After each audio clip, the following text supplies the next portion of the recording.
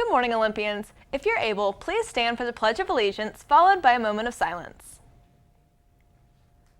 I pledge allegiance to the flag of the United States of America, and to the republic for which it stands, one nation, under God, indivisible, with liberty and justice for all.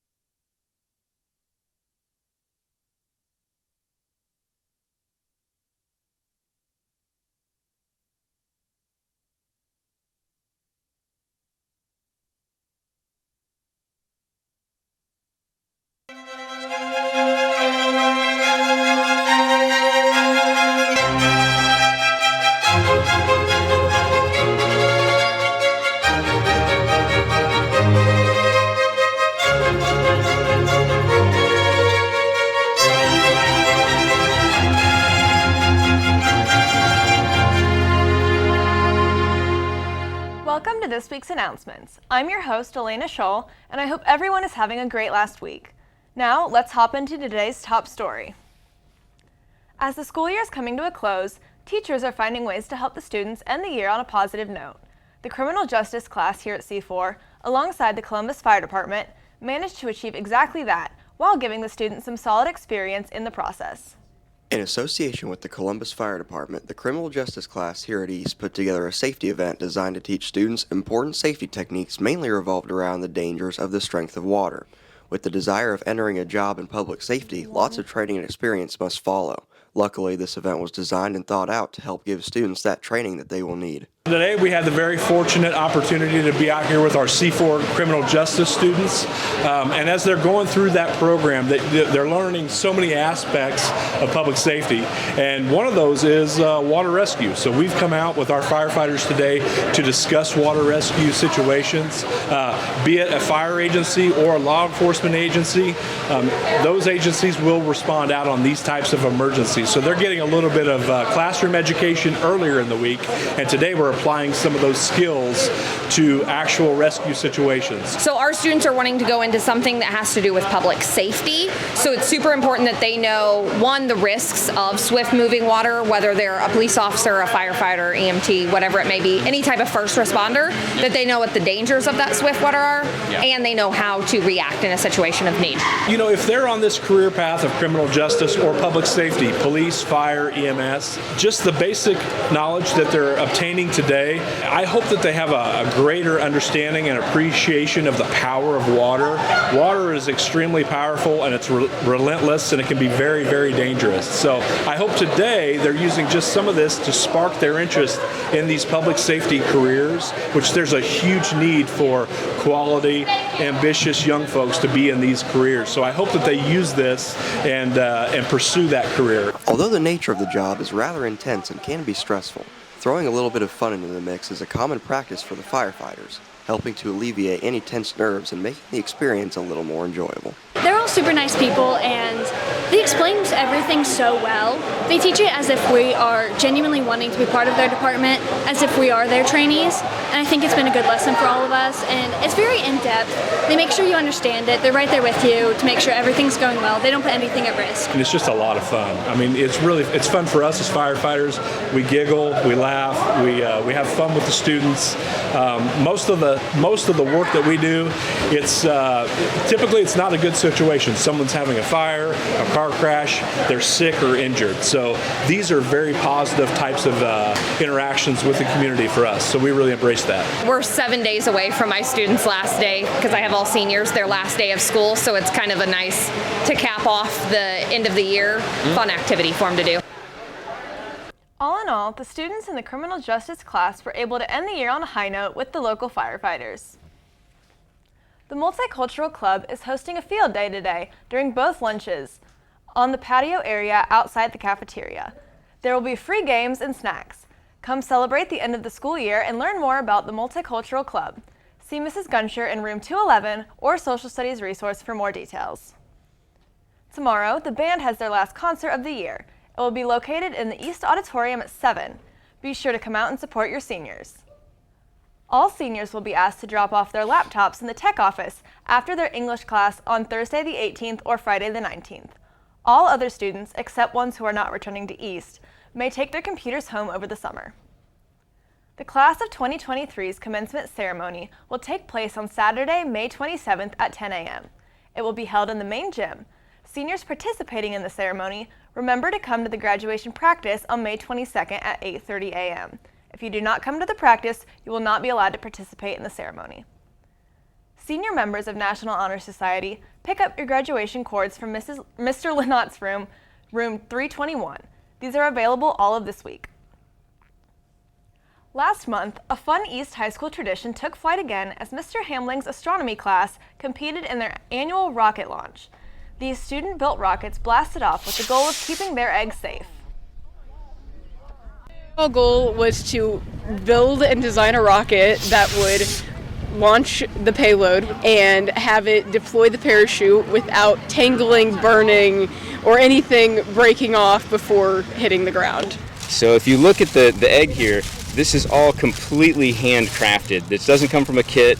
The parachutes are built from trash bags. We do calculations on how big the chute should be and how fast it's going to fall and its descent rate. And then we're going to take all these calculations back to the classroom and we're going to do some more with them. It's been fun. Yeah. Seeing all the rockets go super high and stuff. Yeah. You can't get enough. You keep watching the next rocket.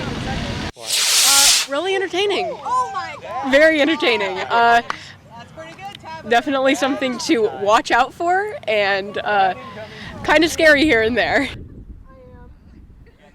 It's the last week of school and we're way overdue for some nice weather. Here's Alex with the forecast. Thanks, Elena. Today we are going to have a fully sunny day with a high of 75 degrees and a low of 44 degrees.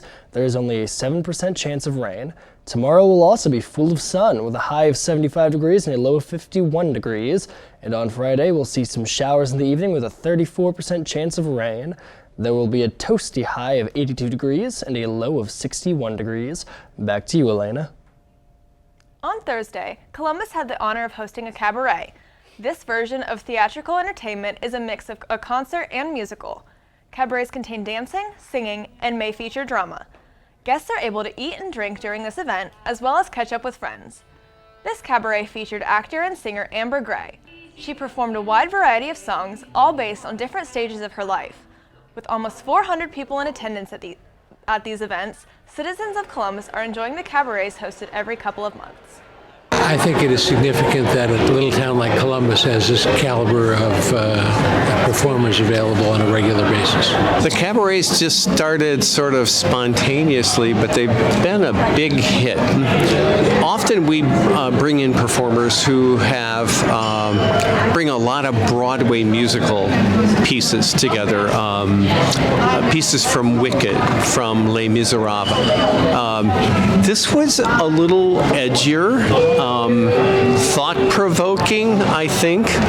Pretty deep, pretty heavy content for some of it, but we need that too. Now for the latest global and local news, we have Matthew Degner with the Matthew Minute. Welcome to this week's edition of the Matthew Minute, where news topics are presented in a brief format. I'm your host, Matthew Degner, and we're starting off discussing Ukraine. A Tuesday report said the Ukrainian military shot down 6 hypersonic cruise missiles in one night. The Kremlin had previously called these weapons unstoppable.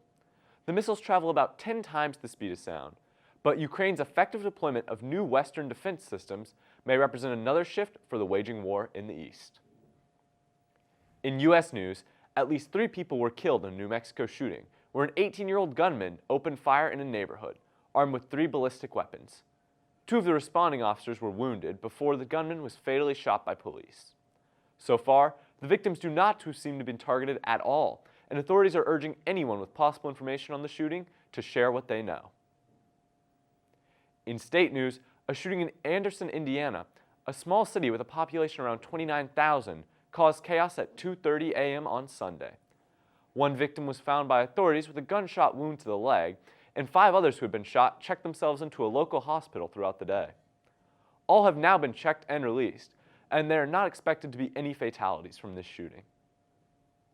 Finally, in local news, all Bartholomew County Jail inmates have been moved to the newer wing of the jail in order to increase efficiency and safety for inmates and correctional officers.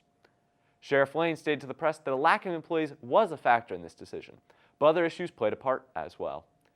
For today, though, that wraps up this week's top stories. Thank you for joining me. Signing off, I'm Matthew Degner, and remember to stay informed. Now, for the latest in East athletics, we head over to sports.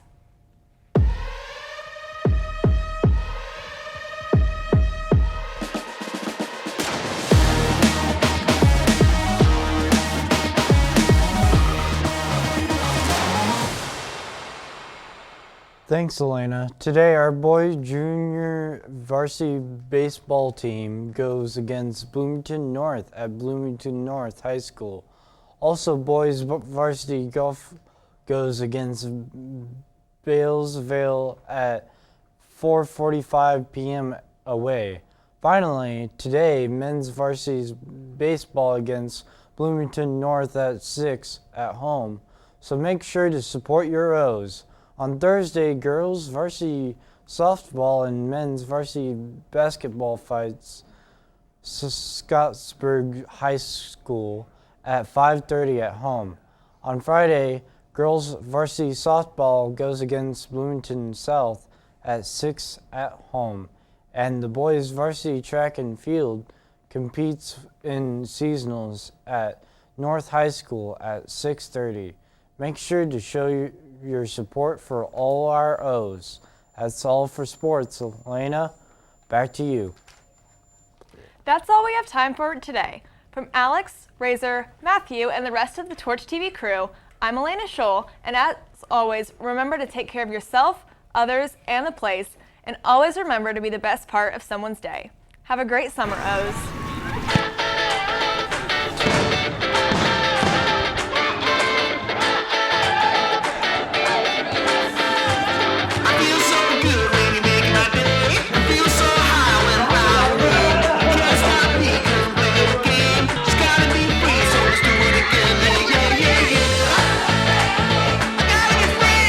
He has one more.